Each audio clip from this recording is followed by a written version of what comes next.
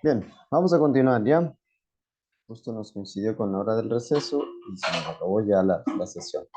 Ok, comparto nuevamente la pantalla, por favor. Me digan si ya están visualizando ahí. ¿Cierto?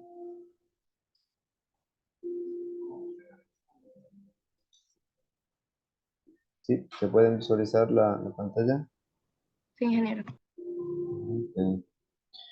Bien, entonces vamos a continuar ya. Eh, Generalidades respecto a esta parte del justamente el nivel de servicio. Aquí hay una fórmula, ¿sí? Que dice justamente bajo la premisa de la ecuación fundamental del flujo vehicular, que es igual a el flujo por la velocidad y por la densidad, ¿sí? Bueno, que esta fórmula es de manera general, incluso viene o tiene su descendencia ya de la parte justamente que se aplicaba en la parte de física, ¿sí? Ahora justamente tratar de llevarlo a la parte del transporte. Que con sus respectivos diagramas, valores paramétricos y ecuaciones, en este caso velocidad versus densidad, o, vamos a aceptar aquí, está ingresando, ¿ya? O en este caso también densidad versus flujo, o velocidad versus flujo, ¿sí? Es decir, una interacción entre todas estas tres variables, repito, flujo, densidad y la velocidad. ¿Ya? Para mostrar la relación existente entre las tres variables principales se le caracteriza como justamente lo que les mencionaba. Flujo, velocidad y la densidad, cada una representada por la Q, por la V y por la K. ¿Sí? Que esto ya lo vamos a ver más adelante para sobre todo comprender gran parte de estos cálculos que de cierta manera se realizan para estimar estos niveles de servicio. ¿Ok? Ya, ¿qué es lo que menciona justamente aquí? Que una corriente de tránsito dentro de un sistema vial funciona aceptablemente cuando la magnitud de flujo circulando a una velocidad razonable es menor que la capacidad del sistema. ¿Qué quiere decir esto? Que justamente cuando, en este caso, corriente de tránsito, digamos, los vehículos, ¿no es cierto?, dentro de un sistema vial, dentro de una vía, ¿ya? Funciona de manera correcta cuando la capacidad o la cantidad de vehículos no excede la capacidad de la vía. ¿Sí? Más o menos, si nosotros queremos llevarle un ejemplo práctico en la vida real, digamos un caso de un salón de clase, ¿cierto? Donde tenemos capacidad, digamos, tenemos 30 pupitres, entonces la capacidad será justamente de 30 estudiantes, de 30 personas. Lo mismo, si lo queremos llevar a cabo ya o comparación con el ámbito del transporte, justamente hablamos de ello, de la capacidad vial, ya de acuerdo a la disponibilidad de autos que se tengan y la cantidad de autos que existan. Obviamente esto en un tramo o en un punto específico como tal, ya de acuerdo a varias características como el ancho de carril, el número de carriles que tiene una vía, que son las principales características que este debería tener, ¿sí? Y que cuando el sistema tiene el flujo, es decir, suficiente, o la capacidad o la oferta, ya justamente hablamos de, es decir, la disponibilidad de espacios disponibles, ¿ya? Y cuando hablamos de demanda, es decir, la cantidad, en este caso, de autos que podrían cubrir ese espacio, ese lugar o directamente esa oferta, ¿ok? Que obviamente lo que se quiere aquí es que no existan demoras excesivas para usuarios, ¿ya? Igualmente se estableció que cuando los valores de los flujos vehiculares están muy próximos a los de la capacidad, el tránsito se torna inestable y la congestión se hace presente. Es decir, que si, ejemplo, la capacidad de la vía me da, pongamos un caso, eh, seamos en un ejemplo práctico, 500 vehículos en un periodo de tiempo, ¿ya? Pero si ya está, digamos, de 450, 480, está próximo a llegar a la capacidad como tal de la vía, es decir, ya hay presencia, por ende, de congestionamiento.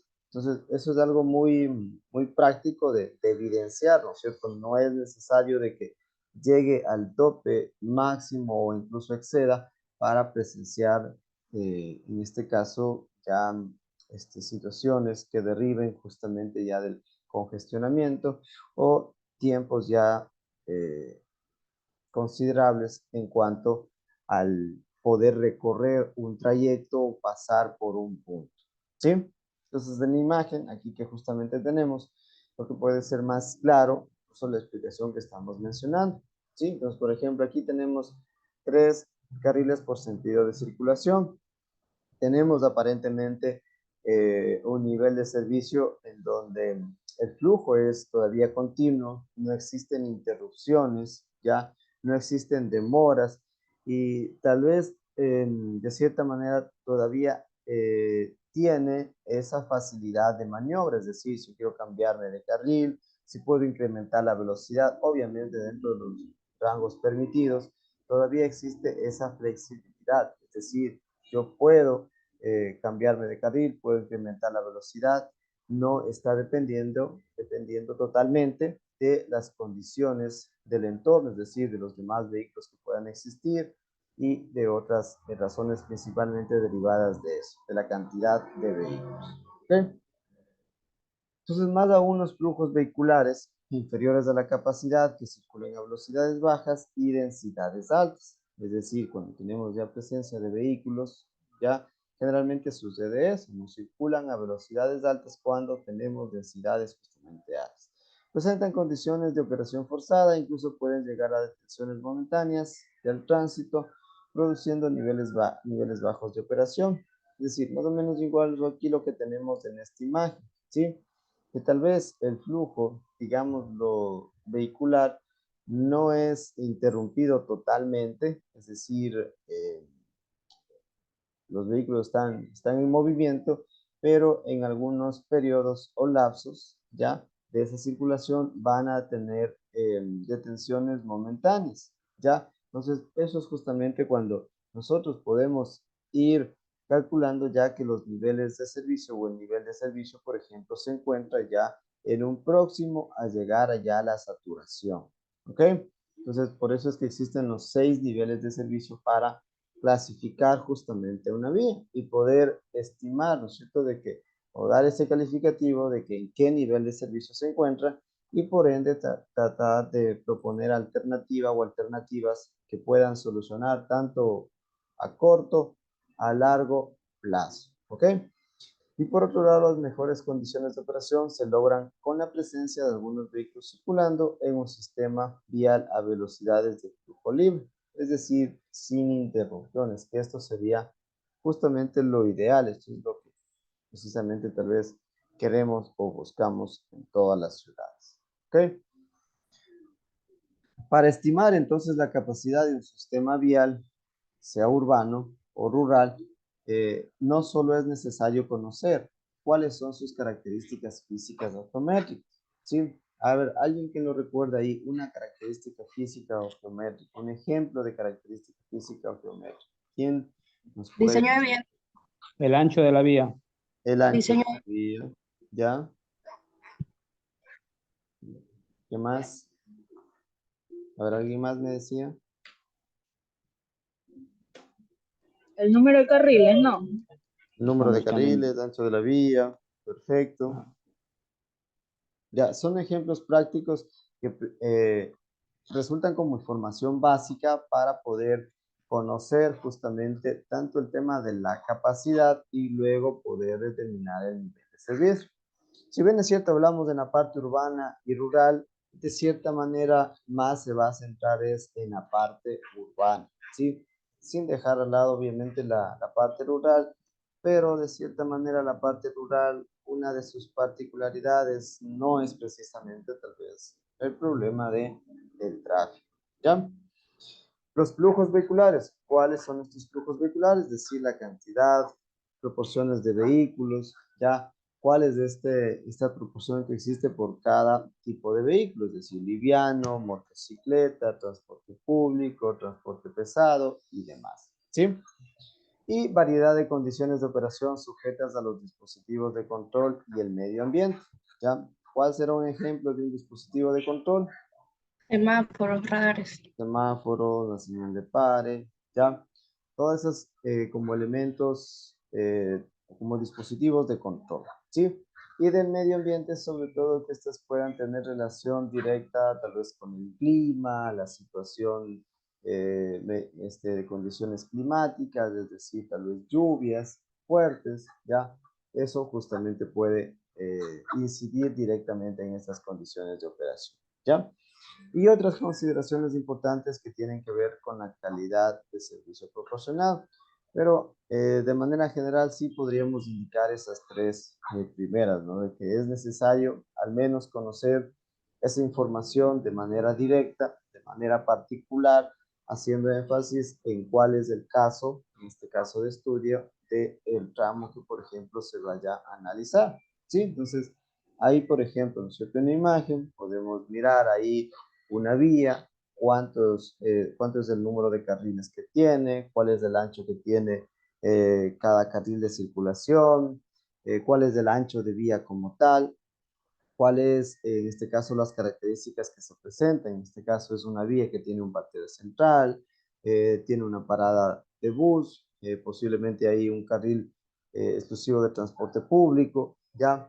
Eh, Ciertas particularidades que va a tener de manera general el tramo o un tramo, un punto, un segmento de la vía y que obviamente ahí lo podemos analizar, ¿sí? Entonces eso va a ser muy cambiante, va a ser muy de pronto diferente un tramo de otro, ¿ok?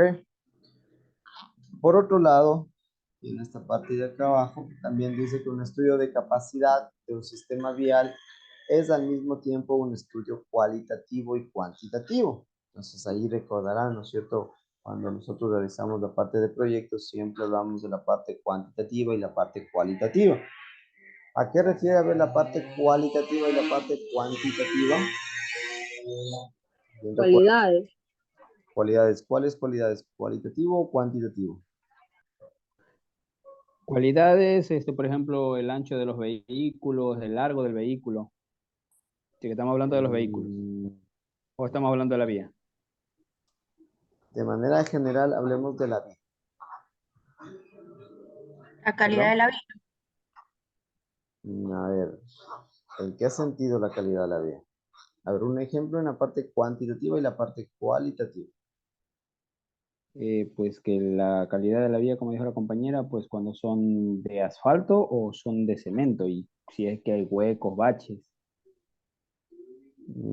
Ya, más que todo, bueno, ahí podríamos hacer énfasis ciertas cualidades o particularidades que puede tener una vía. Que puede tener presencia frecuente de curvas, ya, tal vez puede tener eh, elevaciones, puede tener, en otras palabras, ¿no? Cuestas, bajadas, ya, es decir, una particularidad, por ejemplo, puede ser justamente aquello, ¿ya? Y la parte cuantitativa, eso es justamente lo que queremos, ¿cierto? La parte numérica, es decir, en datos, Aforos. en la parte de exacto, de aforos, de PTDA. Recopilar los datos ¿Sí? y los análisis de datos. Ya, perfecto. Entonces, por eso es que las dos partes se van a ir complementando, tanto la parte cuantitativa y la parte cualitativa. ¿Ok?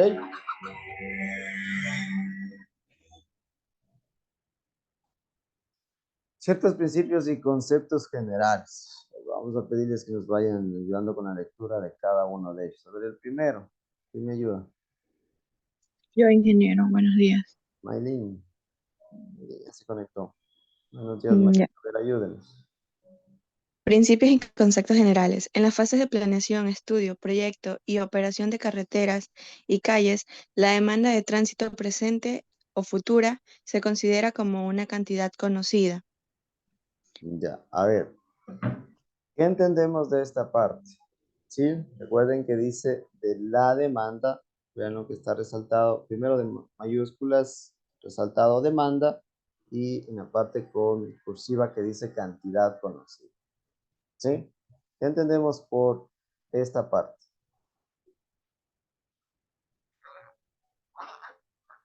De la importancia que tenga una calle para el presente o el futuro. Es decir, se estudia que va a ser bastante concurrida por los carros. Ya, está una parte. Sí, ¿habrá alguien más que pueda complementar la idea? De las necesidades, más que todo para la necesidad del tránsito, para lo que... La demanda, estamos hablando sobre la demanda, ¿no? Ajá. Ya. De acuerdo a la cantidad de lo que se requiere para una vía, si vemos que una vía es demasiado saturada, en el sistema cuantitativo, más que todo, se puede, haciendo esa investigación, se ve la demanda que requiere, como dice el tránsito en el presente o en futuros días. Ya, correcto, sí, está bien. Pero más quiero que en esta parte se comprenda que la demanda puede ser y va a ser conocida. ¿Sí? ¿Por qué es o puede ser conocida?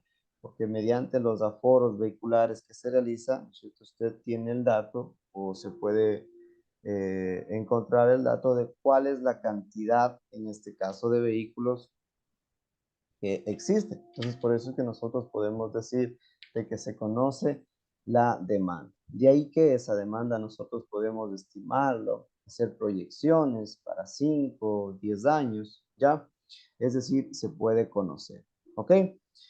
Por eso el siguiente párrafo es un complemento de que una medida de eficacia con la que el sistema vial presta el servicio a esta demanda es su capacidad y su oferta. Entonces, una vez que uno se conoce la demanda, ¿no es cierto?, la cantidad de vehículos, se puede estimar justamente su capacidad o su oferta, es decir, para poderle ampliar, saber qué va a pasar al cabo de 5 o 10 años, ya si con la misma cantidad de demanda o con la misma características, es decir, número de carriles, ancho de carril, se va a seguir manteniendo en el nivel de servicio tal vez que esté la vía. O tengo que proponer tal vez alguna medida como tal de eficiencia o que resulte de manera eficiente para poder solventar ese problema que tal vez se me va a generar, repito, 2, 3, 5 o 10 años. ¿Ok? Bien, a ver, luego dice la capacidad. ¿Quién me ayuda con la capacidad? Yo, ingeniero. La capacidad... Ay, se me hizo muy chiquita la letra, perdón. Ahí va. La capacidad de una infraestructura vial representa la tasa máxima de flujo a la cual se espera que los vehículos o personas razonablemente puedan pasar por un punto o sección uniforme de un carril o calzada durante un intervalo de tiempo dado, bajo condiciones prevalecientes de la infraestructura vial, del medio ambiente, del tránsito y de los dispositivos de control. Ok, listo. A ver, ¿qué dice? Vamos desagregando así mismo esta parte. ¿Qué dice sobre la capacidad? Incluso aquí ya está dando ya gran parte del concepto de lo que es la capacidad. La capacidad teóricamente lo menciona, ¿no es cierto?, que se define como la tasa máxima de flujo, es decir, que puede soportar una vía, un tramo, una autopista.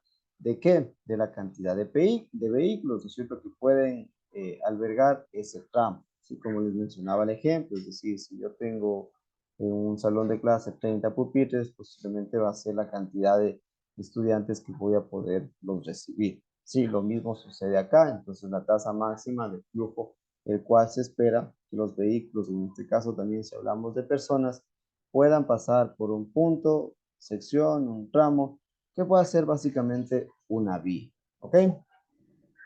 Entonces, ¿qué más me decían en el concepto? De que durante un intervalo de tiempo, es decir, obviamente yo necesito medir en un intervalo de tiempo que generalmente es de 15 minutos, incluso eso complementa el siguiente párrafo, como un tiempo estimado que se puede tener información real, ya, de cuál es la situación o condición particular de ese tramo de vía, de ese segmento, de esa sección, ¿sí? Bajo algunas situaciones o condiciones como tal prevalecientes, ¿sí? ¿Cuál puede ser una condición prevaleciente de la infraestructura vial? A ver, un ejemplo. ¿Cuál puede ser una condición prevaleciente? Los baches, ¿no? No precisamente porque un bache usted lo puede arreglar y ya va a desaparecer el bache. Las horas pico, que cuando hay una calle que siempre se va a llenar de tráfico porque es la única salida. Ejemplo, aquí Guayaquil, puedo decir la Avenida de las Américas. Las 5 de la tarde para adelante hasta las 7:30 es un tráfico frente al aeropuerto porque es la única vía que tienen para salir los vehículos del centro. La última parte lo topan ahí como una condición de que tal vez pueda ser la única vía de acceso, de salida. Eso tal vez puede ser una condición, tal vez, digámoslo, prevaleciente, ¿sí? Que por ejemplo, otra puede ser justamente, recuerden que es de la infraestructura vial, que puede ser tal Claro. vez del número de carriles, del ancho de carril, de que tal vez en algún punto, en algún tramo hay la reducción del número de carriles, o hay la reducción del ancho de carril. Esas pueden ser condiciones prevalecientes de la infraestructura como tal de una vía. ¿Sí? De dispositivos de control, ¿cuál podrá ser un ejemplo? Radares. ¿Cuál? Los radares, dice la compañera. Radares. Radares. A ver, puede ser, digámoslo, pero a ver un ejemplo un poco más claro. Un dispositivo de control. Ok. En las escuelas, porque hay límite de velocidad. Ya, zonas En las escolares. zonas, Perfecto. en las zonas rurales, como, bueno, yo creo que te lo parece, zonas rurales, las escuelas, que donde hay población, donde las vías cruzan por media población, por decirlo así, no puedes correr a más del límite permitido. Ya, ahí está el ejemplo. Perfecto. ¿Ya? Y el último párrafo, a ver qué dice el último párrafo. ¿Quién me ayuda? Yo, Génesis. el intervalo de tiempo utilizado en la mayoría de los análisis de capacidad es de 15 minutos, debido a que se considera que este es el intervalo más corto durante el cual puede presentarse un flujo estable. Conocido que el volumen en 15 minutos es convertido a tasa horaria, entonces la capacidad de un sistema vial es la tasa máxima de flujo horario. Ok. ¿Qué nos dice brevemente? ¿Quién nos resume este último párrafo? ¿Qué nos dice sobre el tiempo? O el intervalo de tiempo.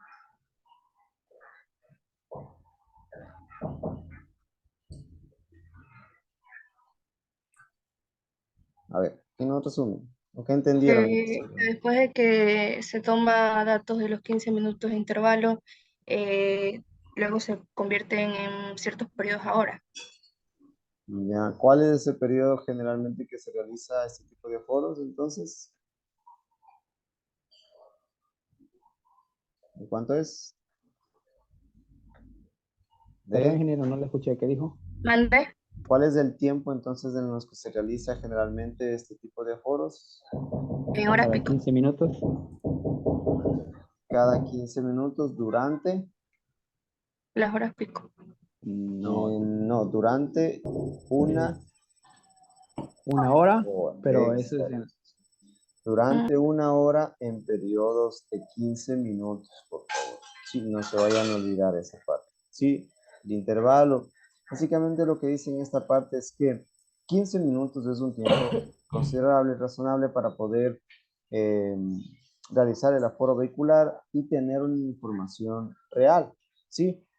Se maneja ese estándar. En algunos casos, en que es poco probable, sí he visto que lo bajan tal vez a 10 minutos, pero al menos ahí tiene que sufrir varias modificaciones porque todo el tema para el cálculo y demás está ya estipulado bajo la consideración de 15 minutos. Entonces, si de pronto se va a cambiar a 10, cambiaría básicamente muchas cosas, sobre todo el tema de cálculo.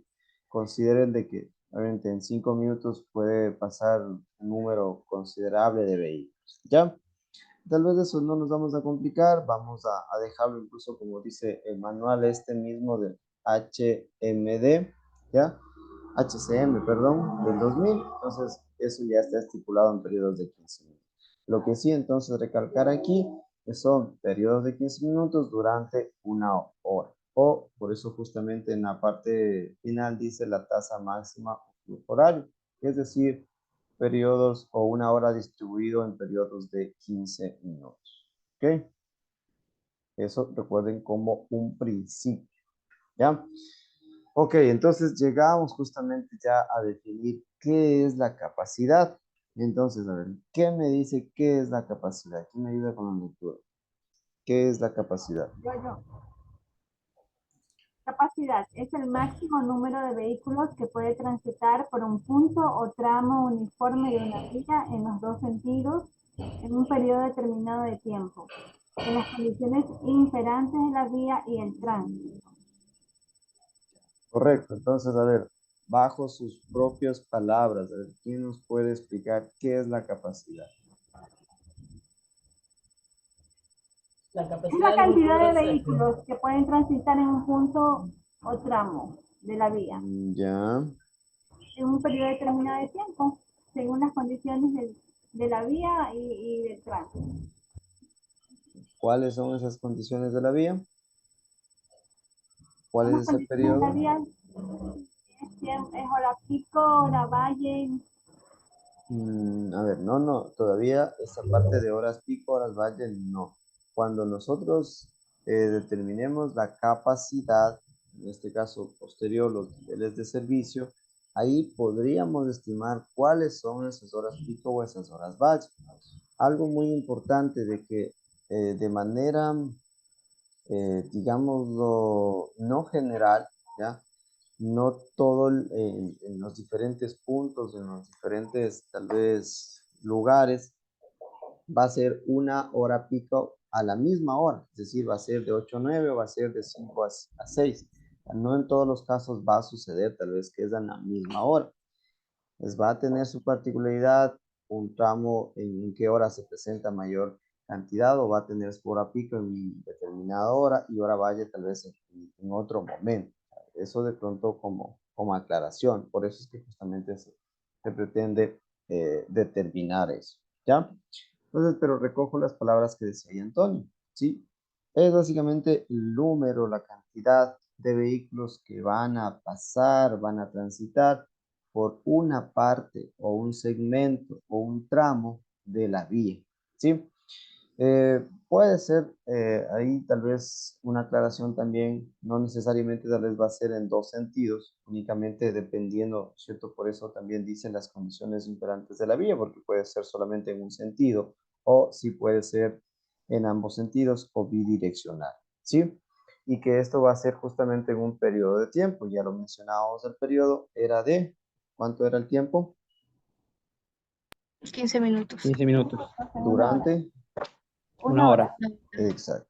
¿Ya? Entonces, eso por favor, tenerlo muy claro, el concepto, si quieren, tal cual como dice acá, o en sus propias palabras, pero que se entienda el contexto básicamente de qué es la capacidad. ¿Ok? Entonces, de la definición anterior se refieren varias consideraciones. La capacidad puede expresarse en términos de vehículos o de personas. ¿Sí? Porque de personas también recordarán en segundo nivel cuando revisamos esta parte de la capacidad del bus, ¿no es cierto? Ahí teníamos, utilizábamos la consideración de 6 personas por metro cuadrado. ¿Sí se recuerdan eso? ¿Cierto? Sí. Ya, entonces, desde ahí justamente, o para nosotros poder haber tenido esa consideración, es justamente de que también estos niveles de servicio que vamos a revisarlo es para personas, es decir, en zonas altamente pobladas, generalmente centros históricos o centros de las ciudades, donde se necesita tal vez la ampliación de la acera o la zona peatonal, se utilizan esos criterios de que por cada metro cuadrado se van a ser ocupadas 6 personas. Entonces, por eso es que aquí también hace referencia, repito, no solamente a los vehículos, sino también a las personas. ¿Ok? Pero no precisamente, tal vez alguien se vaya a confundir de que el nivel de servicio para personas en una vía, porque obviamente sabemos que una vía es destinada, o la parte de la vía es destinada únicamente para el vehículo. ¿Ok? La capacidad se refiere a un punto o sección uniforme de la infraestructura. Por lo tanto, segmentos o puntos con diferentes características tendrán diferentes capacidades. Es decir, pueden haber casos puntuales, ¿no es cierto? Tal vez de que durante el tramo de una vía se reduce el número de carriles, existe tal vez un puente, existe tal vez un túnel, ¿ya? Esas pueden ser algunas, consideraciones o características tal vez particulares. Por eso lo pueden tal vez dar justamente, digamos, esa capacidad diferente, porque obviamente no va a ser lo mismo tener, se me ocurre, 5 carriles de circulación que se reduzcan a 2 o a 3. Entonces, eso tal vez puede hacer que la capacidad obviamente se reduzca. Por eso habla de sección o punto uniforme, es decir, al menos como una imagen, ¿no es cierto? Vemos que durante todo ese trayecto, todos tienen al menos el mismo número de carriles por sentido de circulación. Entonces, a eso se refiere esa última parte. ¿Ok? En cuanto a la infraestructura vial, sea esta carretera o calle, puede ser continua o discontinua. Sí, esto es muy simple, ¿no? La continua no tiene elementos externos al flujo de tránsito, es decir, semáforos, señales de alto que produzcan interrupciones. Es decir, lo que busca es un flujo continuo, ya de que no existan interrupciones durante el recorrido. Obviamente, dependiendo, ¿no es cierto?, de la vía, ya tal vez lo que se busca es que tenga una circulación continua, es decir, evitar interrupciones, evitar tal vez de que existan ciertos elementos o dispositivos de control de tránsito, como un semáforo, como una señal de pare, ¿ya? Y darle esa continuidad, ¿sí? Y la discontinua a esa sí vuelta lo contrario, ¿no es cierto? Tiene elementos fijos que producen interrupciones periódicas de tránsito, independientemente de la cantidad de vehículos, semáforos, intersecciones de prioridad, con señales de alta y ceda el paso y otros tipos de regulación. Es decir, independientemente de la cantidad de vehículos que puedan presentarse en ese tramo o en esa intersección, el semáforo va a seguir funcionando, va a presentar o va a tener un ciclo donde va a tener tiempo de verde para un sentido, el tiempo de rojo para otro sentido, y así dependiendo de cuántos ciclos o fases tenga este semáforo, ¿sí? O fases más bien dicho, ¿ok? Entonces ahí básicamente, repito, lo que vamos a tener es, sobre todo en vías, por ejemplo, a nivel, por ejemplo, perimetrales, de pronto que conecten puntos específicos, el norte con el sur, el este con el oeste, de que no necesitamos tal vez de que existan interrupciones durante esa vía, ¿sí? O durante el tramo de esa vía. Entonces lo que buscamos es justamente que esos elementos tal vez no existan ya para tener esa circulación continua. ¿Ok? Dependiendo entonces del tipo de infraestructura vial a analizar, se deben establecer un procedimiento para el cálculo de su capacidad y calidad de operación, es decir, complementando la parte anterior, ¿no es cierto? En algunos casos, un tramo puedo dar o va a tener esa circulación continua, pero en algunos casos, obligatoriamente va a tener una circulación discontinua o va a tener un semáforo, una señal de paro, ¿ya? Entonces, por lo tanto, mediante los análisis de capacidad, también se estima la cantidad máxima de vehículos que el sistema vial puede acomodar mientras se mantiene una determinada calidad de operación, introduciéndose entonces ya aquí el concepto de nivel de servicio. ¿Sí? Entonces, ya entramos aquí al concepto de nivel de servicio. que dice que el principal objetivo del análisis de la capacidad es estimar el máximo número de vehículos, o ya habíamos dicho también personas, que un elemento dentro de un sistema vial puede acomodar con razonable seguridad durante un periodo específico, ¿sí? Entonces, para poder determinar justamente estos niveles de servicio necesitamos conocer la capacidad, ¿ya? Porque como mencionaba el caso, ¿no es cierto?, de el ejemplo en el curso, si yo no sé cuántos pupitres tengo, pues yo no sé posiblemente cuántos estudiantes o personas van a entrar y van a poder estar sentadas. Lo mismo me puede pasar en el caso del área, es decir, cuánto es de largo, cuánto es del ancho, para poder estimar cuántas bancas yo puedo ingresar y por ende cuántas personas, ¿sí? Entonces a eso es lo que va, pero ya ahora en el sistema vial, ¿sí? Con vehículos o con personas, ¿ok?